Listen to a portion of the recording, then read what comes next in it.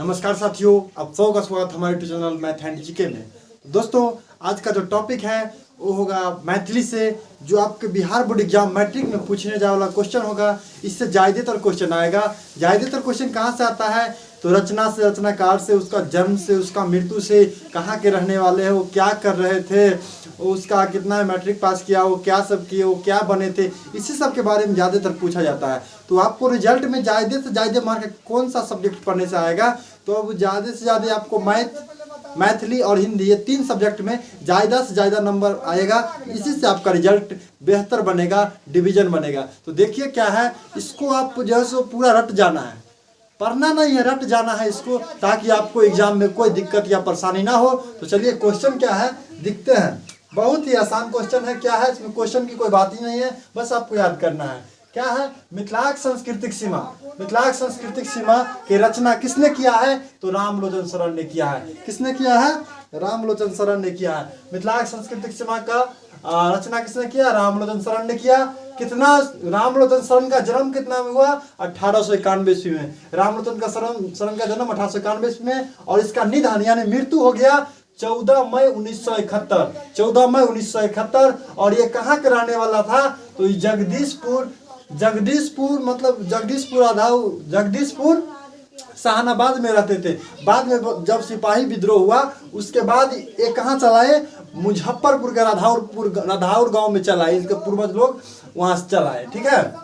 तो आप जब को 1891 में, हम तो ऐसे लिख दिए हैं, आपको हिंदी में रहेगा। जो पहले जमाना में हमारे दादाजी, आपके दादाजी लिखते थे ऐसे वाले 1, ये 1 हो गया, ये 2 हो गया, ये 3 हो गया, ये 4 हो गया, ये 5 हो गया, ये 6 हो गया, ये 7 हो गया, ये 8 हो गया, ये 9 हो गया, ये 10 हो गया। ऐसे आपको 10 तक सीखना होगा। अगर इस तरह से आपको नहीं आता होगा तो आप एग्जाम में क्वेश्चन को नहीं टिक कर पाएगा, क्योंकि ऐसा नहीं एग्जाम में लिखा रहेगा, ऐसा ही लिखा रहेगा हिंदी में। तो आपको क्या करना होगा? 1 से 10 तक, जैसे बच्चे में सीखते थे 1 से 10 तक, उसी तरह आपको अगर नहीं आ रहा है तो हिंदी में 1 से 10 तक ऐसा 100% है कि जल्दी आप 5 मिनट में सीख जाइएगा। सीख लीजिए, बार बार रिपीट कीजिए, 2 बार 4 बार लिखिए, अपने आप आ जाएगा। नहीं तो आप क्वेश्चन को सॉल्व नहीं कर पाइएगा। कम से कम 5 क्वेश्चन रहेगा जन्म और मृत्यु से। लेखक के जन्म और मृत्यु से 5 क्वेश्चन कम से कम। देखिए क्वेश्चन क्या है अगला। राष्ट्रभाषा और मातृभाषा, भोलालाल दास। राष्ट्रभाषा और मातृभाषा किसने लिखा है? भोलालाल दास। 1891 ईस्वी में इसका जन्म हुआ, 1897 में, और मृत्यु 1977 ईस्वी में हो गया। ये कहाँ के रहने वाला था? तो कसौर गांव के। कसौर गांव कहाँ है? अपने ही दरभंगा जिला में। ठीक है। अगला क्वेश्चन है जवाहर जेहने देखलू जेहने पहलू। जवाहर जेहने देखलू जेहने पहलू, तो जयकांत मिश्र लिखा है। कौन? जयकांत मिश्र। रचना किया है जयकांत मिश्र। अब कितना इसका जन्म हुआ कितना इसमें? जयकांत मिश्र को 20 नवंबर 1922 ईस्वी को, और मृत्यु हो गया 3 फरवरी 2009 को। 3 फरवरी 2009 को। ये कहाँ के रहने वाला था? तो गजहरा गांव। गजहरा गांव कहाँ है? तो मधुबनी में है। गजहरा गांव कहाँ है? मधुबनी में। ठीक है। अगला है चंद्रमुखी। चंद्रमुखी का लेखक है लिली रे। चंद्रमुखी का लेखक है लिली रे। तो इसका जन्म हुआ था 26 जनवरी 1933 ईस्वी को। जन्म हुआ 26 जनवरी 1933 ईस्वी को। और फिर इसका कहाँ जन्म हुआ था? तो रामनगर में। रामनगर कहाँ है? तो पूर्णिया में है। पूछेगा आपको कि लिली कहाँ के रहने वाली थी, कौन जिला के रहने वाली थी? तो कहाँ था? पूर्णिया में। ठीक है। भोजन राजमोहन झा।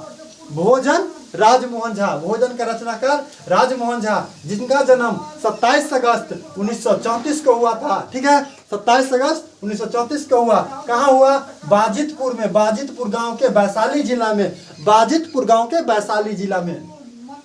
पर्यावरण दिनेश्वर लाल आनंद। पर्यावरण दिनेश्वर लाल आनंद। आपको ऐसा भी पूछ सकता है, दिनेश्वर लाल आनंद इसलिए कहा गया है कि दिनेश्वर लाल आनंद को दिनेश्वर लाल को दूसरा और क्या नाम है? तो उसको दे देगा ऑप्शन में आनंद, तो आनंद भी मार सकते हैं। ठीक है। पर्यावरण का लेखक कौन है? आनंद भी दे सकता है, आनंद भी मार सकते हैं। पर्यावरण के रचनाकार कौन है? दिनेश्वर लाल आनंद है, दिनेश्वर लाल मार सकते हैं। इसका जन्म 1936 ईस्वी में हुआ।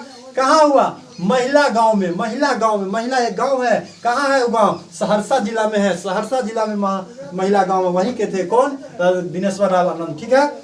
यहाँ देखिए, भारतीय संविधान निर्माता डॉक्टर B.R. अम्बेडकर। इसको शॉर्ट में लिख दिया डॉक्टर B.R. अम्बेडकर।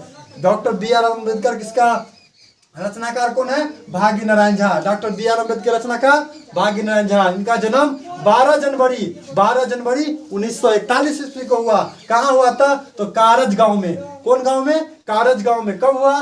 दरभंगा जिला में। कब हुआ था? 12 जनवरी 1941 में। कारज गांव कहाँ है? दरभंगा जिला में। ठीक है। अगला क्वेश्चन है क्रेक यानी उमाकांत। क्रेक यानी उमाकांत का जन्म 17 जनवरी 1945 को हुआ था। और कहाँ हुआ था? तो डंगा या हरिपुर। डंगा को ही हरिपुर बोला जाता है। डंगा या हरिपुर कहाँ, कौन सा जिला में है? तो मधुबनी जिला में है। ठीक है। अगला क्वेश्चन है पर्यावरण स्वतंत्रता संग्राम। भारतीय स्वतंत्रता संग्राम एवं संविधान रूपरेखा। भारतीय स्वतंत्रता संग्राम एवं भारतीय रूपरेखा एवं संविधान के रूपरेखा के बारे में कौन लिखा है? रत्नेश्वर मिश्र, जिसका जन्म हुआ 1 फरवरी 1945 ईस्वी को। 1 फरवरी 1945 ईस्वी को। कहाँ हुआ था जन्म? तो बिष्णुपुर गांव में हुआ था। बिष्णुपुर गांव कहाँ है? तो पूर्णिया जिला में है। आपको याद रखना है। ठीक है। अगला क्वेश्चन है लेवरानहर में एकटा इजोत, यानी लेवरानहर में एकटा इजोत किसने लिखा है? महेंद्र मलंगिया। लेवरानहर में एकटा इजोत किसने लिखा है? महेंद्र मलंगिया। इसका जन्म कब हुआ? 20 जनवरी 1946 ईस्वी को।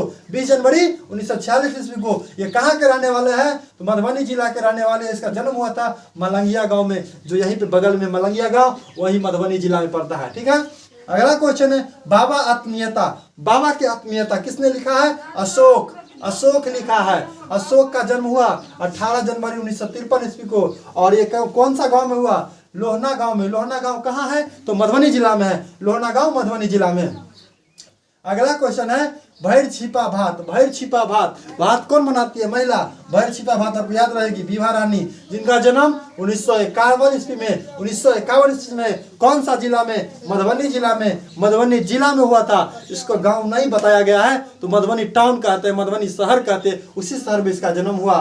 तो कम से कम इससे इतना हम जो अभी बतलाए हैं, इतना ही से आपको 15 नंबर फिक्स है। अगर नहीं विश्वास हो रहा है तो आप अपने कॉपी पे सादे पेज पर लिख लीजिए कि फिर बोलिएगा कि सोनू सर ने बतलाया था कि 15 नंबर इतना ही से आएगा। तो 15 नंबर फिक्स कर लीजिए। और बाकी जो बचा है उसको हम अगले वीडियो में, आज ही नहीं तो अगले नेक्स्ट वीडियो जो आएगा इसी पे आएगा, मैं उसको सॉल्व करके इसी तरह सजा के एक साथ इकट्ठा करके आपको दे दूंगा। आप इसका स्क्रीनशॉट ले लीजिए, या तो क्या कीजिएगा अपने कॉपी में नोट कर लीजिए और रट ही जाइए, क्योंकि 15 नंबर का सवाल है, 1-2 नंबर की बात नहीं है। चलिए फिर मिलते हैं अगले वीडियो में। तब तक के लिए जय हिंद, जय भारत।